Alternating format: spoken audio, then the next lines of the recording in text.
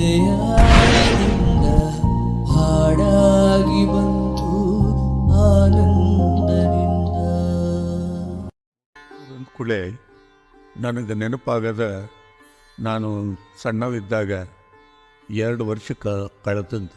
1ನೇ ನಾನು ಸಾಲಿ ಕಲೀಲಿಲ್ಲ. ನಮ್ಮ ಅಜ್ಜ ನನಗೆ 3ನೇಕ್ಕೆ ಹಾಕಿದ. ಯಾಕಪ್ಪ ಅಂತಂದ್ರೆ ಅವನ ತಲೆಯಾಗ ನಾ ಭಾಳ ಶಾಣೆ ಇದ್ದೆ ಅಂತ ತಿಳ್ಕೊಂಡಿದ್ದವ. ಮುಟ್ಟೆ ಬಂದೋದು ಅಂದ್ಕೊಳ್ಳಿ ನನಗೆ ನೆನಪಿರೋದ ನಮ್ಮ ಅಜ್ಜಂದು ನಮ್ಮ ಅಮ್ಮಂದು ಅನಂತವಾಗಿ ಪ್ರೀತಿ ಕೊಟ್ಟವರು ಸರ್ವಸಪ್ಪಜ್ಜ ಮತ್ತು ಮುರುಗಮ್ಮ. ಭಾಳ ಅದ್ಭುತ ವ್ಯಕ್ತಿಗಳು. ಅಜ್ಜ ನನಗೆ ಮೊದಲು ಗುರು. ಯಾಕಪ್ಪ ಅಂತಂದರೆ ನನಗೆ ಬರೆಯೋಕ್ಕೆ ಕಲಿಸ್ತೇವ್ರ ಅವಾಗೆಲ್ಲ ಪೆನ್ ಇರಲಿಲ್ಲ, ಇಂಕು ಟಾಕು ಇದ್ದು. ಟಾಕ್ ಅಂದ್ರೆ ಪೆನ್, ಇಂಕಿನೊಳಗೆ ಅದನ್ನು ಎದ್ದಿ ಪೇಪರ್ ಮೇಲೆ ಬರೆಸಿದ್ದವ. ಹೀಗಾಗಿ ನಾನು ಅವಾಗ ಬರೆಯೋಕ್ಕೆ ಕಲ್ತದ್ದು ಹೌದು. ಒಂದು ಇಂಗ್ಲೀಷ್ ಭಾಳ ಚಲೋ ಆಗಲಿಕ್ಕೆ ನಮ್ಮ ಅಜ್ಜನ ಕಾರಣ. ಅವ ಹಗಲೆಲ್ಲ ಹೇಳ್ತಿದ್ದ, ರವೀಂದ್ರ ನೀನು ಚಲೋ ಇಂಗ್ಲೀಷ್ ಕಲಿತು ಇಂಗ್ಲೆಂಡಿಗೆ ಹೋಗ್ಬೇಕು ನೋಡು ಅಂತ ಹೇಳಿ. ಇಂಗ್ಲೆಂಡ್ಗೇನು ಹೋಗಿ ಬಂದೆ, ಬಟ್ ಅದನ್ನು ಓದದ್ದು ಖುಷಿ ನೋಡೋಕ್ಕೆ ನಮ್ಮ ಅಜ್ಜನೇ ಇಲ್ಲ. ಆಲ 60 ವರ್ಷದ ಮೇಲೆ ಆಗಿ ಹೋಗ್ಯಾವು. ನಮ್ಮ ಅಜ್ಜ ತೀರ್ಕೊಂಡು ಈ ಕನ್ನಡ ಶಾಲೆ ಒಳಗೆ ನಾನು ಒಂದು 2 ವರ್ಷ ಕಲ್ತೇನೆ. 2 ವಿಶೇಷ ನೆನಪುಗಳು. ಭಜಂತ್ರಿ ಮಾಸ್ತರ್ ಅಂತ ಇದ್ರು, ಭಾಳ ಪ್ರೀತಿಸ್ತಿದ್ರು ನನ್ನ. ಆಮೇಲೆ ಕೆಲವು ಸಲ ನಮ್ಗೆ ರಾತ್ರಿ ಓದಕ್ಕೆ ನಾವು ಈ ಶಾಲೆಗೆ ಬಂದು ಓದ್ಕೊಂತ ಮಕ್ಕೋತೀವಿ. ವಿಶೇಷ ಇನ್ನೊಂದು ಏನಪ್ಪ ಅಂತಂದ್ರೆ ಅಲ್ಲಿ ಪಂಚಾಯಿತಿ ಇದ್ರಿಗೆ ಕುಸ್ತಿ ಹಾಕೋದು, ಕಬಡ್ಡಿ ಹಾಕೋದು. ಈ ಕುಸ್ತಿ ಅಂದ್ಕೊಳ್ಳಿ ನೆನಪಾಗೋದು ಚಾರ್ಲಿ ಪೈಲ್ವಾನ್ ದಾವಣಗೆರೆ ಅಂಥೇಳಿ ಭಾಳ ಫೇಮಸ್ ಇದ್ದಾವೆ. ಆ ಥರ ಇನ್ನೊಂದು ಅಂದ್ರೆ ಕಬಡ್ಡಿ ಹಾಕ್ತಿದ್ವು, ದೊಡ್ಡ ಟೀಮ್ ಬರ್ತದ್ವು ಅಲ್ಲಿ. ಇದ್ರೊಳಗೆ ದೊಡ್ಡ ಅಗದಿ ಫೇಮಸ್ ಟೀಮ್ ಏನಪ್ಪ ಅಂತಂದ್ರೆ ಗದಗ ಬೆಟಗೇರಿ ಟೀಮ್. ಬೆಟಗೇರಿ ಹನುಮಂತಪ್ಪ ಅಂದ್ರೆ ಬೆಟಗೇರಿ ಟೀಮಿನ ಕ್ಯಾಪ್ಟನ್. ಏನು ಆಡ್ತದಂತೀರಿ, ಹೋದಾಗ ಒಮ್ಮೆ 2 ಮಂದಿನ ಹೇಳ್ಕೊಂಡು ಬರ್ತದ್ದವ. ಅಷ್ಟು ದಡುತಿ ಮನುಷ್ಯ. ಆಮೇಲೆ ಆಟನೂ ಹಂಗೆ, ಮನುಷ್ಯನೂ ಹಂಗೆ. ನಮ್ಮ ಮನೆಯೊಳಗೆ ಮತ್ತು ನಮ್ಮ ಮನೆ ಎದುರಿಗೆ ಇಲ್ಲಿ ಒಂದು ಹಾಗೇ ಇತ್ತು. ನಾವು ಸಣ್ಣವರಿದ್ದಾಗ ಹಾಗೆ ತೆಗಿಯೋದನ್ನು ನೋಡ್ಕೊಂತ ನಿಂದಿರ್ತಿದ್ವಿ.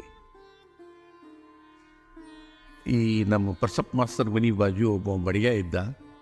ಅವ ಭಾಳ ಈ ಚಕಡಿ ಮಾಡೋದ್ರೊಳಗೆ ಭಾಳ ವಿಶೇಷ ತಜ್ಞ. ಅವ ಖಾಲಿ ಇದ್ದಾಗೆಲ್ಲ ಅಲ್ಲಿ ಅವನ ಎದುರಿಗೆ ಹೋಗ್ಕೊಂಡಿರ್ತಿದ್ವಿ. ಹೆಂಗೆ ಬಡದು ಆ ಕ್ಯೂರಿಯಾಸಿಟಿ ಅನ್ನೋದು ಬಹಳ ವಿಶೇಷತೆ ಅಲ್ಲಿ.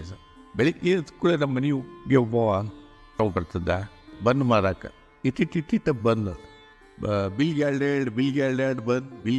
ಬಂದು ಅನ್ಕೊಂತ ಬರವ. ಇನ್ನೊಂದು ಅಂದ್ರೆ ನಮ್ಮಮ್ಮ CID ಮಾಡಿದ್ದು. ದಿನ ಸಾಲಿಂದ ಬಂದ ಮೇಲೆ ಸಂಜೆ ಮುಂದೆ ನಮ್ಮ ಅಜ್ಜ ಬಳ್ಳಾರಿಯವ್ರ ಮನೆಗೆ ಹೋಗ್ಕದ್ದ. ರವೀಂದ್ರ ನೋಡ್ಕೊಂಡು ಬಾ, ಎದ್ದ ಯಾರ್ಯಾರ ಕಡೆ ಹೋಗ್ಕನ, ಎಲ್ಲೆಲ್ಲಿ ಯಾರ್ಯಾರನ್ನ ಭೇಟಿ ಹಾಕ್ಕನ ಅಂತೇಳಿ ಕಳಿಸ್ಕೊಡ್ತಿತ್ತು. ನಮ್ಮ ಅಜ್ಜನು ಗೊತ್ತಿರಲಿಲ್ಲ ಸರ್. ಅವ ನನ್ನಂತೂ ಪ್ರೀತಿಸ್ತಿದ್ದ. ಹಿಂಗಾಗಿ ಕೈ ಹಿಡಿದು ಕರ್ಕೊಂಡು ಹೋಗ್ತಿದ್ದ.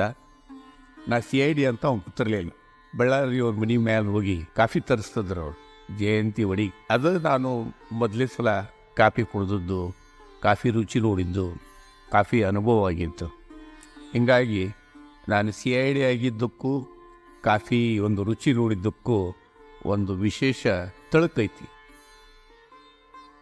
ಬಟ್ ಟೋಟಲ್ಲು ನೆನಪು ಭಾಳಲ್ಲೇ.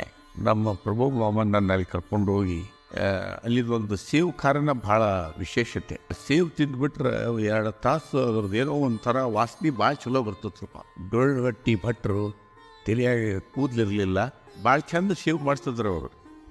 ಬಸ್ ಸ್ಟ್ಯಾಂಡ್ ಭಾಳ ಬದಲಾಗೈತಿ. ಆದ್ರೆ ಮೊದಲಿನ ಬಸ್ ಸ್ಟ್ಯಾಂಡ್ ತಂಪಿತ್ತು ಅನ್ನಿಸ್ತೈತಿ. ಯಾಕಂದ್ರೆ ಅಲ್ಲಿ ಮರ ಗಿಡ ಇದ್ವು, ತಂಪನ್ಯಾಗ ಕುಂಡಿರ್ತಿದ್ವಿ. ಬಳಿ ಬಸ್ ಬರ್ತೈತೆ ನಾನು ನೋಡ್ಕೊಂತ.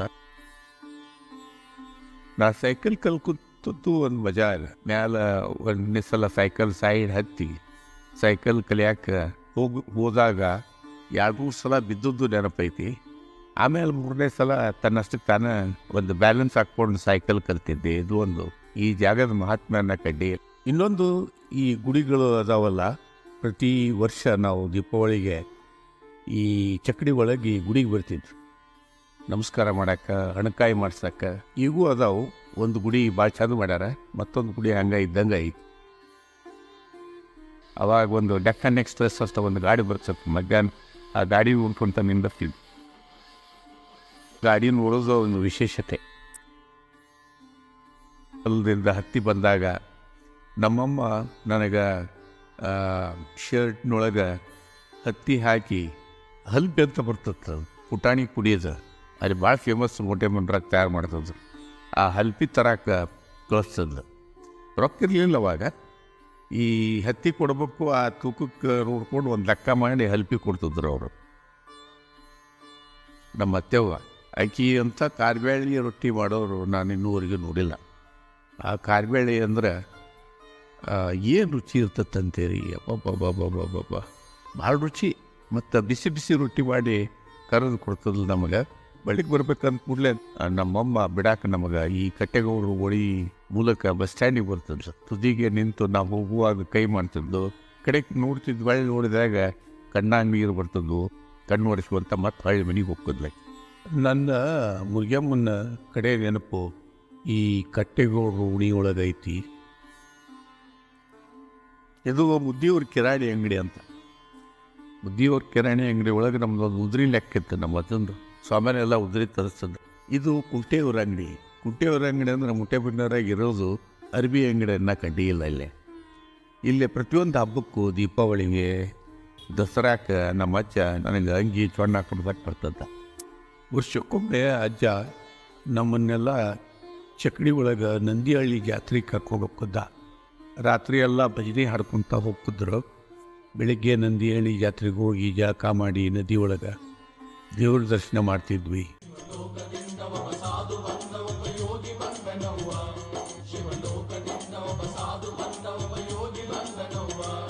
ಸ್ಟ್ಯಾಂಡ್ಗೆ ಒಂದು ಮಿಸ್ಟಿಗಿರ್ಬಿಟ್ಟು ಅಂಗಡಿ ಇತ್ತು. ಅವಾಗ ಓಟೆಂಬುದಾಗ ಪ್ರತಿ ಸೋಮವಾರ ಪ್ಯಾಟ್ ಹಾಕತ್ತೆ. ಆ ಪ್ಯಾಟಿ ಒಳಗೆ ಊರಿನವರೆಲ್ಲ ಕಾಯಿಪಲ್ಯ ಖರೀದಿ ಮಾಡೋದು, ಡಾಣಿ ಮಂಡಕ್ಕಿ ಖರೀದಿ ಮಾಡೋದು. ಆ ಪ್ಯಾಟಿ ಒಳಗೆ ಅಡ್ಡಾಡ್ಕೊಂತ ಹೋಗ್ಬಿಟ್ರೆ ಬರ್ರಿ ಮೂಟೆಬೆನ್ನೂರು ಸುತ್ತಮುತ್ತ ಒಂದು ರೌಂಡ್ ಹೊಡ್ಕೊಂಬರೋಣಂತ. ನಮ್ಮ ಹಳ್ಳಿ ಹೆಂಗೈತೆ ಅಂತ ನೋಡೋಣಂತ.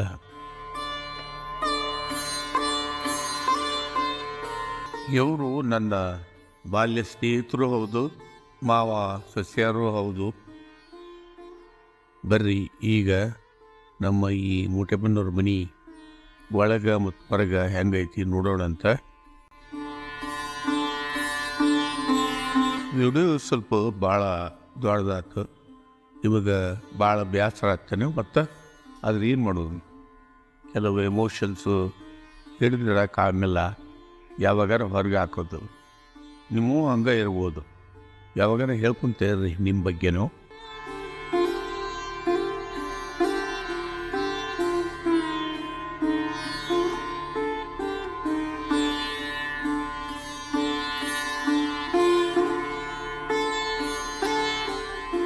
ಹಿಂಗೆ ಊಟಕ್ಕೆ ಒಂದು ನೆನಪು. ಈ ನೆನಪಿಗಾಗಿ ಭಾಳ ಸಲ ಎಮೋಷ್ನಲ್ ಆಗಿಬಿಡ್ತೇನೆ ನಾನು. ಸಣ್ಣವಾಗಿರುವಿನ ನೆನಪುಗಳು ಯಾವಾಗಲೂ ಒಂಥರ ರೋಮಾಂಚನ ಇರ್ತಾವೆ. ದೊಡ್ಡವರಾಗಲ್ಲ ಎಮೋಷ್ನಲಿಟಿ ಇರಂಗಿಲ್ಲ. ಹಿಂಗಾಗಿ ಎಷ್ಟೋ ಸಲ ಥೆರಪಿ ಮಾಡ್ತಿರ್ತೀನಿ, ಏನಾರ ಹೊಲ ತೊಗೊಂಡ್ರೆ ಮೂಟೆಬಿಟ್ರೆ ತೊಗೋಬೇಕು ಅಂತ ಹೇಳಿ. ಮತ್ತೇನಾದರೂ ನನಗೆ ನೆನಪು ಮಾತಂದ್ರೆ ಮತ್ತೆ ನಿಮ್ಗೆ ಹೇಳ್ತೀನಿ. ಅಲ್ಲಿ ಮಟ್ಟ ನಮಸ್ಕಾರ.